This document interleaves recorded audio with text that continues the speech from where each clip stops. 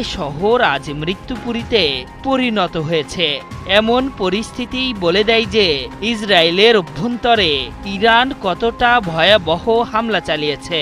শুধুই কি তাই, ইরান যে মেরুদণ্ড সোজা রেখে ইসরায়েলকে শায়েস্তা করতে পারে তারও প্রমাণ এটি। ইসলামিক প্রজাতন্ত্রের ভূখণ্ডে হামলার প্রতিশোধ যে তীব্র থেকে তীব্রতর হবে সেই ইঙ্গিত আগেই দিয়েছিলেন ইরানের সর্বোচ্চ ধর্মীয় নেতা আয়াতুল্লাহ আলী খামেনি। রয়টার্সের প্রকাশিত সেই ফুটেজগুলো বেরিয়ে আসতেই খামেনির সেই প্রতিশ্রুতির প্রমাণ পাওয়া গেল। ইসরায়েলের গর্ব আকাশ প্রতিরক্ষা ব্যবস্থা আয়রন ডোম ভেঙে চুরে তাদের ভূখণ্ডে আছড়ে পড়ছে একের পর এক ব্যালিস্টিক ও হাইপারসনিক মিসাইল। আর তাতেই চোখের সামনে নরকের দেখা পাচ্ছেন ইসরায়েলিরা।